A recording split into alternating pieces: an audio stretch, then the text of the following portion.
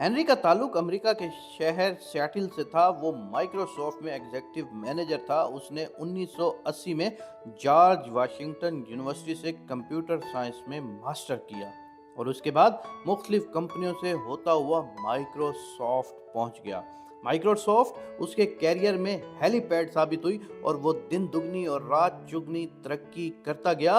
वो 1995 में कंपनी में भारी मुआवजा लेने वाले लोगों में शुमार होता था और उसके बारे में कहा जाता था कि जब तक हेनरी किसी सॉफ्टवेयर को मुस्कुराकर ना देख ले, माइक्रोसॉफ्ट इस वक्त तक उसे मार्केट नहीं करती। हेनरी ने कंपनी में ये पोजीशन बड़ी मेहनत और जिद्दोजहद से हासिल की थी। वो दफ्तर में रोजाना 16 घंटे काम करता था। वो सुबह 8 बजे दफ्तर आता था और रात 12 बजे घर जाता था। हेनरी का एक ही बेटा था। हेनरी दफ्तरी मसरूफियात के बाइस अपने बेटे को ज़्यादा वक्त नहीं दे पा रहा था। वो जब सुबह उठता था तो उसका बेटा स्कूल जा चुका होता था और वो जब दफ्तर से लौटता था तो बेटा सो रहा होता था। छुट्टी के दिन उसका बेटा खेलने के लिए निकल जाता था जबकि हेनरी सारा दिन सोता रहता था। 1998 में सियाटल के एक टेलीविज़न चैनल ने हेनरी का इंटरव्यू नशर किया। इस इंटरव्यू में टेलीविज़न के मेज़बान ने ऐलान किया कि आज हमारे साथ सियाटल में सबसे ज़्यादा मुआवजा लेने वाली शख्सियत मौजूद है। कैमरा मेज़बान से हेनरी पर गया और हेनरी ने फ़ख्र से मुस्कुरा कर देखा। इसके बाद इंटरव्यू शुरू हो गया। इस इंटरव्यू में हेनरी ने इंकशाफ किया कि वो माइक्रोसॉफ्ट से $500 फी घंटा लेता है। ये इंटरव्यू हेनरी का बेटा और बीवी भी देख रहे थे। इंटरव्यू ख़त्म हुआ तो हेनरी का बेटा उठा। उसने अपने मनी बॉक्स को खोला, उसमें से तमाम नोट और सिक्के निकाले और गिनना शुरू कर दिए। ये $450 थे।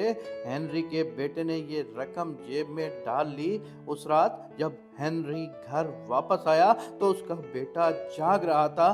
बेटे ने आगे बढ़कर बाप का बैग उठाया। हेनरी ने झुककर बेटे को प्यार किया। बेटे ने बाप को सोफे पर बिठाया और बड़ी आजिज़ी के साथ अर्ज किया, डैडी क्या आप मुझे $50 उधार दे सकते हैं?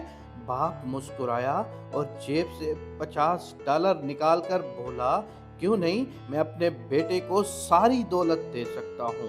बेटे ने $50 का नोट पकड़ा, जेब से रेजगारी और नोट निकाले, 50 का नोट उनके ऊपर रखा और ये सारी रकम बाप के हाथ पर रख दी। हेनरी हैरत से बेटे को देखने लगा। बेटे ने बाप की आंख में आंख डाली और मुस्कुराकर बोला, ये $500 हैं। मैं इन $500 से सियाटल के सबसे अमीर वर्कर से 1 घंटा खरीदना चाहता हूँ। हेनरी खामोशी से बेटी की तरफ देखता रहा। बेटा बोला, मैं अपने बाप से सिर्फ 1 घंटा चाहता हूँ। मैं उसे जी भर कर देखना चाहता हूँ। मैं उसे छूना चाहता हूँ। मैं उसे प्यार करना चाहता हूँ। मैं उसकी आवाज़ सुनना चाहता हूँ। मैं उसके साथ हंसना, खेलना और बोलना चाहता हूँ। डैडी क्या आप मुझे 1 घंटा देंगे? मैं आपको इसका पूरा मुआवजा दे रहा हूँ।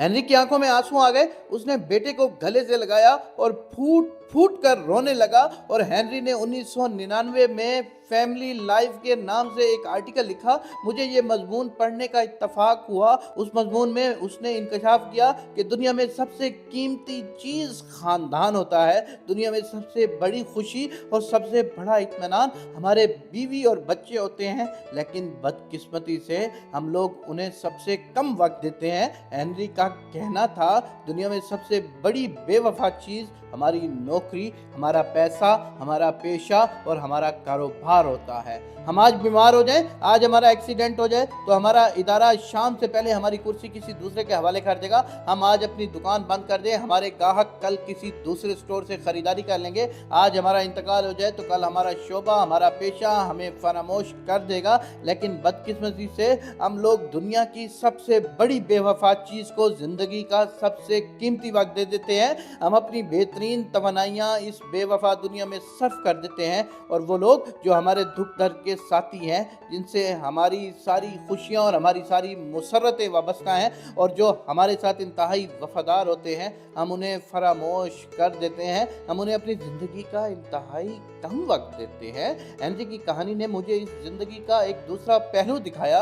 मुझे महसूस हुआ कि हमारी ज़िंदगी में दो किस्म के लोग होते हैं, एक वो जिनके लिए हमारा वजूद मामूल की चीज़ होता है और जो हमें मशीन की तरह समझते हैं, जिनकी नज़र में हम महज एक कारकुन हैं, जो हमें मेज़, कुर्सी, टेबल, लैंप, गाड़ी, कलम, कागज़, टिश्यू पेपर, खिड़की और दरवाजे से ज़्यादा अहमियत नहीं देते, और जो हमारे बारे में कहते हैं इस्तेमाल करो, फेंको और भूल जाओ। जबकि दूसरी किस्म के लोग हमें अपने वजूद, अपनी धड़कनों और अपनी सांसों का हिस्सा समझते हैं। वो हमारे लिए तकलीफ बर्दाश्त करते हैं, वो हमारे लिए जुल्म सहते हैं, वो हमारी रातों को जाग कर हमारा इंतजार करते हैं, वो हमारे वादों को आसमानी तहरीक समझते हैं, और जिनकी नज़र में हमारा एक एक लफ्ज़ मुकद्दस और पाक होता है, और जो हमारे असल साथी होते हैं। मैंने सोचा, बदकिस्मती से हम लोग पहली किस्म के लोगों को अपनी ज़िंदगी का सबसे कीमती हिस्सा दे देते हैं। हम जिंदगी भर दूसरी किस्म के लोगों को फरामोश करके हम पहली किस्म के लोगों के पीछे भागते रहते हैं। हम बेवफा लोगों से वफादारी निभाते हैं और वफादारों से